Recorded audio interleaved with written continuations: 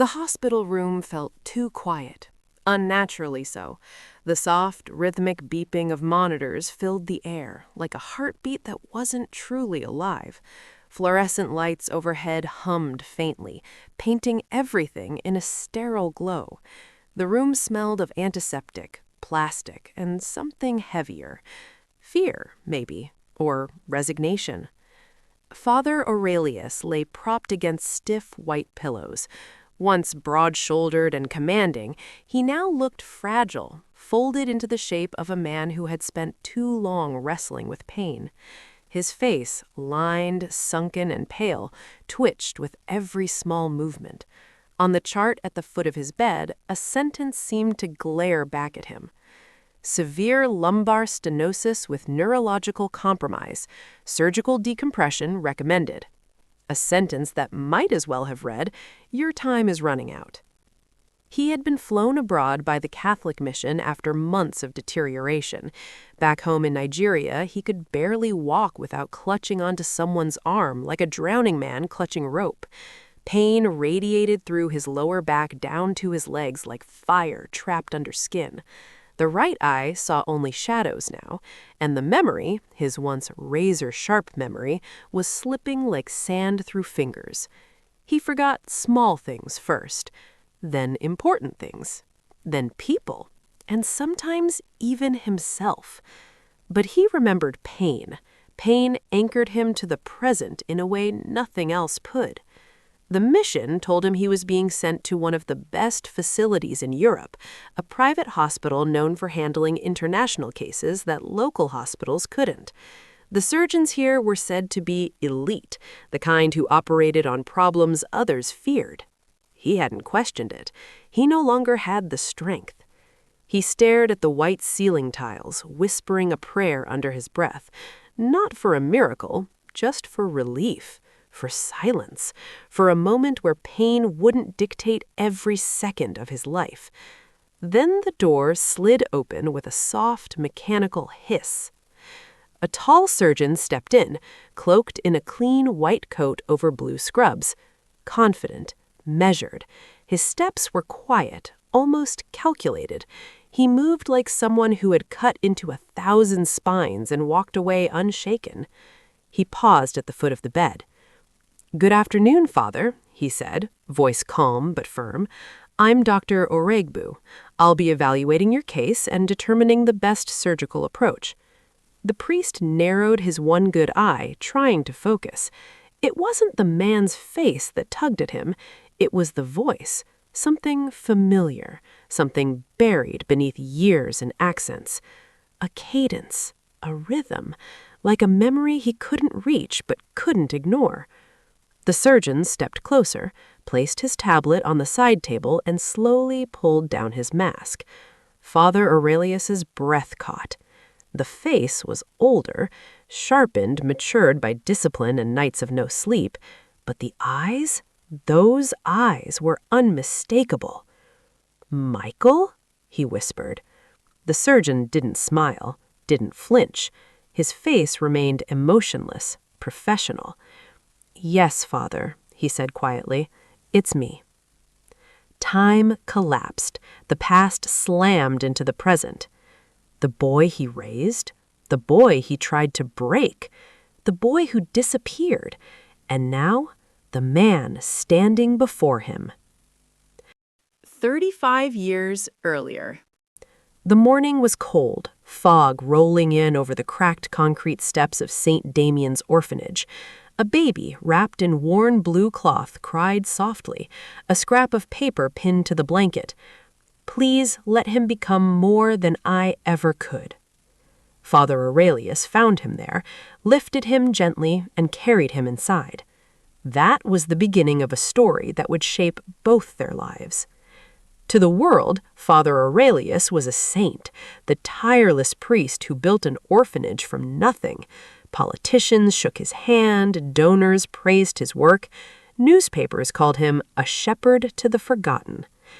Inside the walls, though, he ruled with iron, disguised as devotion. Obedience, humility, submissiveness, these were his commandments. Wake at 5 a.m., Prayers, then chores. School, then chores. More prayers. Sleep by 8 p.m. Repeat, no exceptions. Dreams, he said, were a luxury that orphans couldn't afford. Mikel learned early how to survive. Be quiet, be useful, disappear into the background.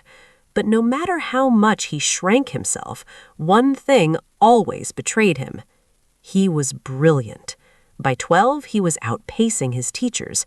By 15, he was tutoring older students. By 17, he topped state exams. A university recruiter visited the orphanage, offering him a scholarship path into medicine. "You have a gift," he said. "You could become a doctor, a great one." Mikel carried the letter to Father Aurelius, trembling with excitement and fear. The priest read it slowly, then placed it on the table as though it were an insult. "Medicine is not for boys like you," he said. Mikel blinked. "But You can help by staying here," Aurelius snapped. "You owe the church everything. You owe me everything." The words cut deeper than any punishment he had ever given. That night, Mikel lay awake, staring at the ceiling. Something inside him began to shift, quietly, slowly, painfully. He had always thought the priest loved him, but now he understood. It wasn't love. It was control. When other scholarship opportunities came, Aurelius hid them, burned them. "Scams," he said. "Traps," he said. "I'm protecting you," he said. But Mikel saw the truth. He wasn't being protected, he was being caged. At 18, he left. 2 shirts, 1 trousers, a dog-eared biology textbook, and a note. "Thank you for raising me. I have to go." He walked into the world with 3,000 naira and no guarantees. The next 3 years nearly killed him.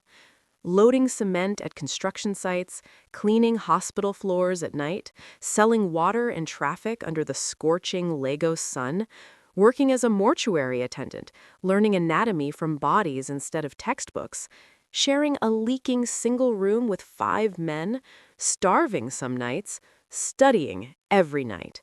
But he never stopped. At 21, he applied to university. He got in. No sponsors, no safety net, no mentor. Just willpower and exhaustion and a dream too stubborn to die. Medical school was war. He worked between classes. He studied between shifts. He slept sitting up in hallways. He fainted twice from hunger. He failed exams and returned stronger. He watched classmates breeze through life with finances, connections, and families he never had. He became the quiet one, the one who stayed late, the one who asked to scrub into every difficult case.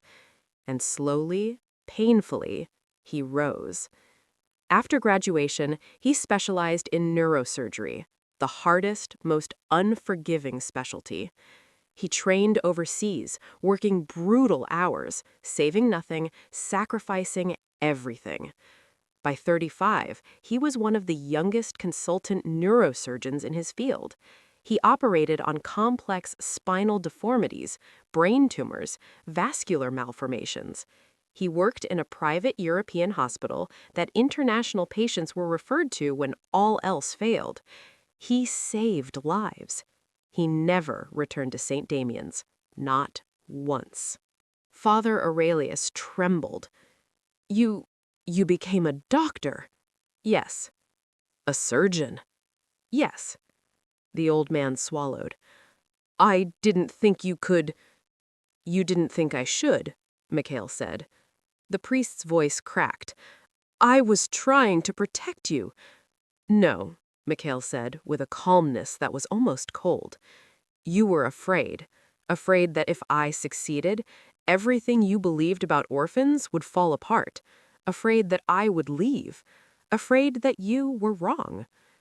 Tears streamed down Aurelius's face. "I was wrong," he whispered. "I see that now." Mikel didn't respond. "Are you Going to refuse to treat me? No, Mikel said. Life already punished you. 6 hours. Precise, methodical, relentless. Laminectomy, decompression, fusion. He placed titanium screws into bone that had failed the old man years ago. He treated him not like a father, not like an enemy, but like any patient. The team worked in silence, feeling the tension but never speaking it. When it was over, they wheeled Aurelius to recovery. He would walk again.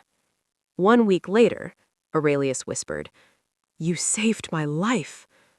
"I did my job." "That's all?" "That's all." Aurelius stared at his trembling hands. "You owe me nothing, but I owe you everything." Mikel didn't answer. "Will you visit me again?" the priest asked quietly. "Before I go home?" Mikel paused at the door. He didn't turn around. "No, Father," he said. "I won't." And he left. Aurelius returned to St. Damian's a changed man. The children noticed first. The nuns noticed next. He encouraged dreams now, approved scholarships, funded applications, told children they could be doctors, engineers, anything. Not because he found faith, but because he found regret. A nun asked, "Father, why the change?" He looked out the window where children played. "Because I learned too late," he said softly, "that the greatest sin isn't failing to protect someone, it is deciding they don't deserve the chance to arise." Some people are not punished by the ones they hurt. They are punished by the future they never imagined. Sometimes mercy isn't forgiveness. It is choosing not to become what once broke you. Mikel didn't take revenge. He became the proof that cruelty can delay greatness, but it can never kill it. And that was a justice far heavier than revenge. A justice no courtroom could ever give.